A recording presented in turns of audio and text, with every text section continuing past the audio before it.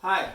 At our last staff meeting at the Morris Museum, I think I rather shocked my staff when we were talking something about where our food was going to come from, or how we were going to have food brought in during our seclusion at home.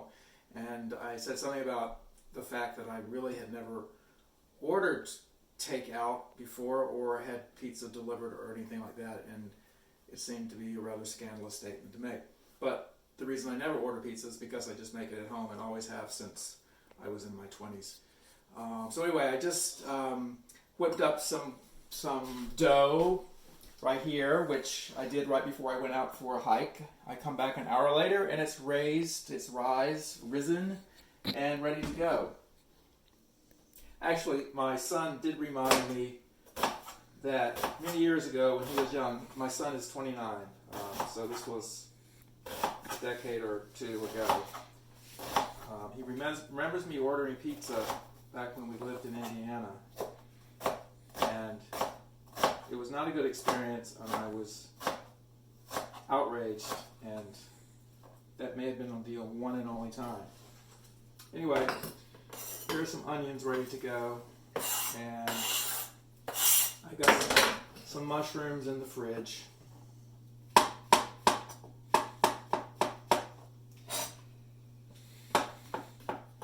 This is actually usually my son's job, but he's doing a favor while operating the camera.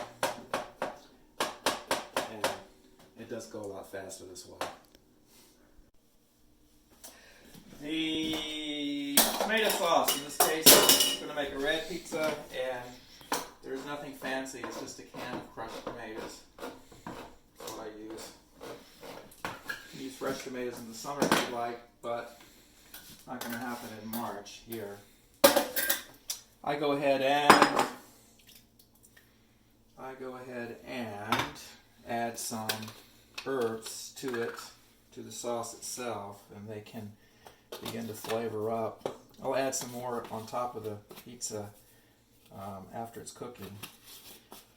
But that is all you need to do for the sauce. And there's no salt in this. I'll add some salt, but there's already salt in it, so no salt. That took 10 seconds. Mozzarella. The wonderful thing about living in New Jersey is that you can get great fresh mozzarella already, and it's just a matter of pulling it apart.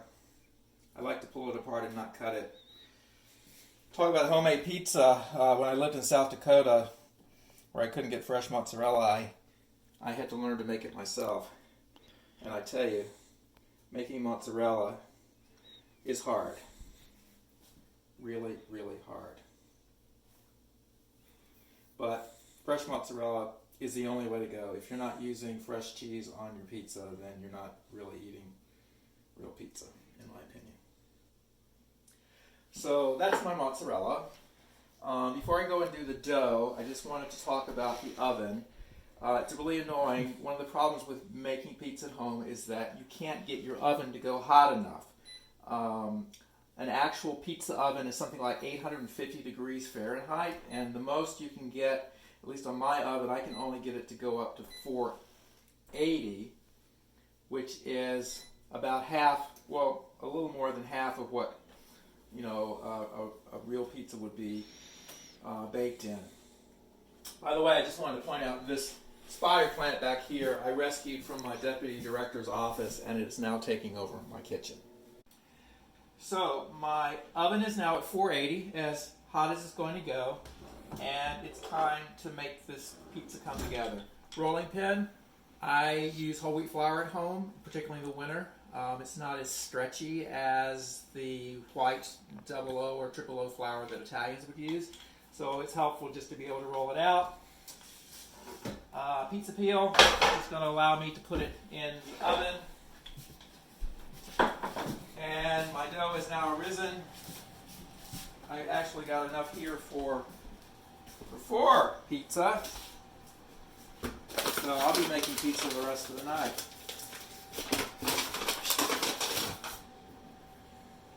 And this is nothing different than making bread or whatever. You're just going to stretch it, and it doesn't have to be perfect.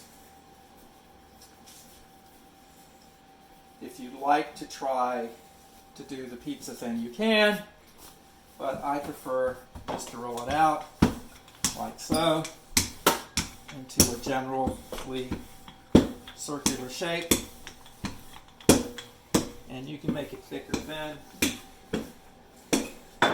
but basically, I forgot that I need something on my pizza peel to keep it from sticking. That's what cornmeal is for. Cornmeal on your pizza peel is not going to influence the taste of the pizza, but it will keep it from sticking. And so there, I have a pizza just about ready to go. And again, perfection is not the point.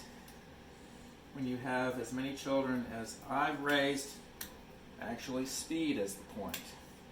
And if you work in a restaurant, speed is also fairly important. You don't want to put too much sauce on, because in the oven where you don't have very high temperatures, it's going to soak it up and it's going to make your dough really, really soggy.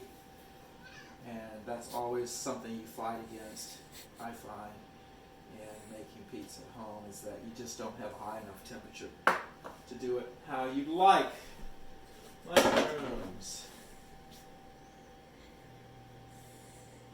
And we are almost ready to get this baby in the oven. Mozzarella, nice and stringy. And finally, last but not least, I like to put a little extra spices on top, like so. And then if I'm lucky and my cornmeal has done its job, this is going to slide. It's ready to go. Pop that baby in, pizza stove, and there she goes. Time to eat.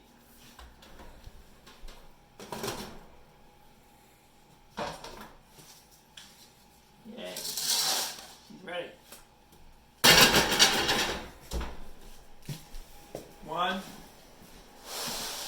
pizza. My favorite part. Olive oil.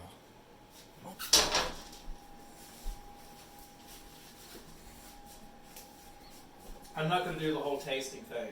I know it tastes good, and I know my son is starving. So, thanks. I hope you enjoyed real life at my house making Sunday night pizza. Nicholas, I can't believe that you let the cat photobomb my video. That was uncalled for. I wonder if any of my staff are going to show me what they're cooking this weekend. I challenge them to do so. I'm curious. Stop!